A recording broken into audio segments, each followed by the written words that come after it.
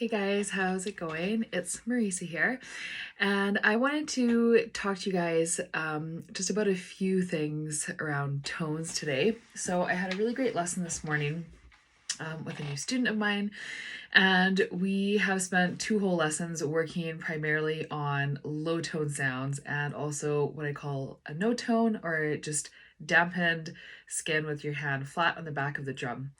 So I truly feel like, and I've said this before, I truly feel like really nailing down your tones is the most important thing you can do when you're learning how to play the Bodhrán, because if you want to just blast ahead and learn all the fun stuff like different time signatures and different grooves and triplets and all these other cool things that everybody always wants to do, but your tones do not sound good, nothing's really going to sound that good, to be honest with you. What people want to hear when they're playing with a Bodhrán player and what people listening to the music want to hear is you're keeping the musicians in time, and you're keeping you're the beat, okay? You're the rhythm behind all the music that's happening.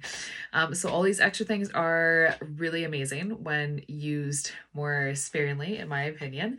But a lot of this comes down to personal preference. So anyways, what I see time and time again is people just totally skipping over the tones, okay? In my courses, my beginner course goes, a lot of that is around tones, and a lot of people just stick with the intermediate and advanced because they think it's going to be more fun to do the different time signatures and stuff like that, and they just don't take the time to learn the tones properly. With this style of playing too, so much of it is based around the tones. It's not really something you can skip. So there's a couple of things. There's more in-depth videos if you go back in my feed a little bit, or to my YouTube channels, that really explain each of the tones individually. But there was a couple of things that I was talking to my student about today that I wanted to share with you guys because I think they're probably really helpful. So when you're working on your low tone is essentially your drum at its lowest pitch. So if your drum is tuned high and the skin's really tight, you're not going to get much of a low tone, okay? So whether your drum is tunable or not, you can still manipulate the skin if your drum's not tunable to make it a little bit lower as well. You can change the tone, okay? So make sure your drum's not tuned too high, because if the skin's really tight, it's not going to vibrate nicely and you're not going to get that lovely low tone sound. Again, down to personal preference. I really like a low tone, and it's probably more popular these days to have a slightly higher low tone that doesn't ring out as much. I don't like that as much, but that's just me. So do whatever you think sounds best. But if you're trying to get a low tone and it just doesn't sound that low, probably your drum is tuned too high, or you have too much of your hand on the drum. Okay, so for your low tone, what you want to do is to have your hand nearest the rim of the drum, okay? So for me, I sit right up at the top here, and I have this part of my thumb right up on the rim of the drum, okay? And the rest of my hand comes off. So it's almost more of an off and on movement to get the low tone and then immediately dampen for the next hit on the skin. So it's almost more of an off and on, okay? When I'm teaching this, I really exaggerate the movement so you can see what I'm doing. But as you get used to that, you'll start to learn for, your body and your drum and how you hold the drum, how much of your hand you actually need to take off the skin. Okay, so I'm exaggerating this movement here. It's not as big as that when I'm actually playing, but you get the idea, okay? The top of my hand, my thumb, is touching the rim of the drum up here, and the rest of my hand just comes off. And then you can see when I put my hand on the skin of the drum, that dampens the tone, okay? So when you're just working on doing that tone, you want to make sure what you're hearing is that low tone ringing out for a while, okay? You can get the same sound if it's more comfortable for you to have, your hand further down the drum, maybe across the middle, and taking off more of your hand again, but kind of like your fingers are touching the rim of the drum here. Okay, so I'm still taking off all of my hand.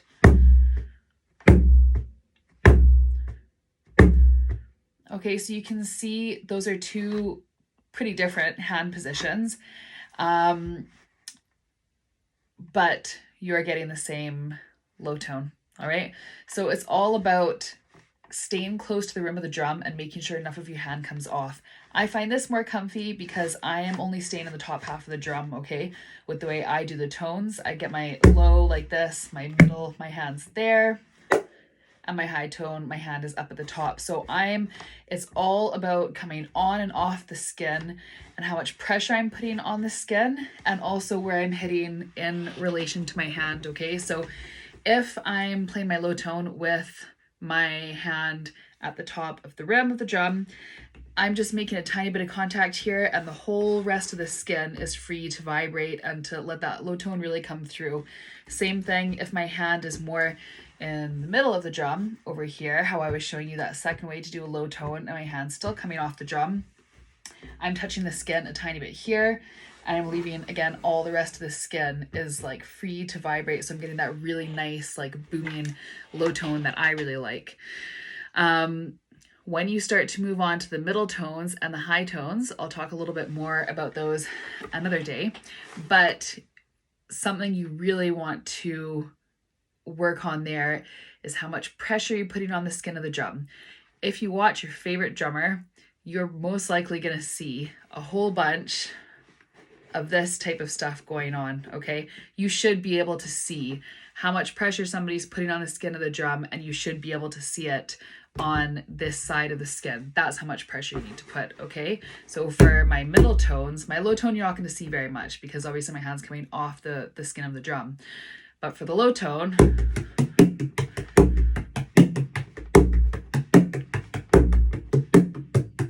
you can really see just how much pressure I'm putting on the skin of the drum there, okay? So if you feel like your low tone and your high tone just don't sound the same as somebody who's playing you really like and they're not popping, you need to be putting so much pressure on the skin of the drum, okay? It shouldn't be uncomfortable, and none of this should be uncomfortable or tense or feeling like weird or niggly. And there are a lot of mistakes you could be doing with these tones, or your hand is really tight, or you're kind of rolling your hand the wrong way. There's a lot of things you can be doing that might be hurting you if you're not doing them quite right, okay? So generally, although you're putting a ton of pressure on the skin of the drum, that really works because it's a lot less tiring than doing all of this, which is the way that I used to play, okay? It's a lot less tiring than doing all of this and moving your arm constantly. And a lot of it also comes down to the width of your drum, okay? If you have a really narrow, taller drum, it's going to get a little bit sore in here. You're probably going to feel like you can't properly take your hand off the skin for those low tones because your drum's going to fall away. If you wedge it tightly enough into your body that you feel like you're holding on to it, you're probably going to start dampening it a little bit with your body, which you're not going to want either, but you're going to feel like you need to have it in that close to feel like it's secure enough to take your hand off, okay? With a drum rim of this width, the drum is really secure and nice and tight in my elbow here, okay? So I am free to move around and to kind of brace against that, to put a ton of pressure on my middle tone and my high tone, and it always feels secure, okay? And you can see, like, I'm really not dampening it too much to my body. I maybe have it pulled in a little bit more usually, but because it's so secure in here, I don't end up with like this sort of, my hand could be off the drum, and if it's too tight into my body here, you're not gonna hear the skin ringing out because it's gonna be too dampened next to your body, okay? So some of it comes down to your drum, some of it comes down to personal preference, and there's a lot of different moving pieces going on there, but I really think that the tones are the main thing that people usually skip that you really need to nail. So definitely work on that if you feel like your playing is not sounding maybe as musical as you would like it to. And the last thing I will leave you with that I feel like I say a lot when I'm talking about tones, but really needs to be said, is that if everything is at the same volume with your tones and your dampened or no tone hits, it's just not really going to sound as good, okay? You need to have a difference between the two. So your tones are accented. You hit harder for the beats that have tones on them, and everything else in between should be really small and light movements, okay? Just to give you an example, if I am playing low and high tone with everything else in between that's a no tone. My hand's just flat on the skin and it's a really quiet, small movement. It would sound something like this.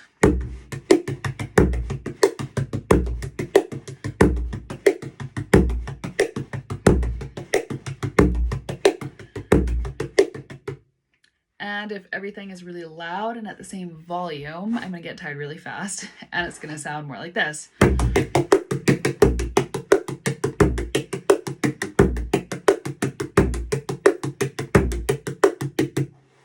So you can see that even though you can hear the tones, it is really, really not the same thing. So make sure you also concentrate on the difference in between the tones that are accented, which is a harder hit, and the no tones, which should be really light, smaller movements, okay? I hope you guys find that helpful. I was thinking a lot around this, so it's ended up a little bit longer than I expected, but we have so far spent 2 hours just looking at mainly a low tone, which I think is actually something that is hugely useful and many people do not really take the time to slow down and learn. So I hope this video helped you guys as well.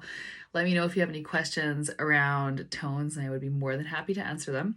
And good luck with your practice.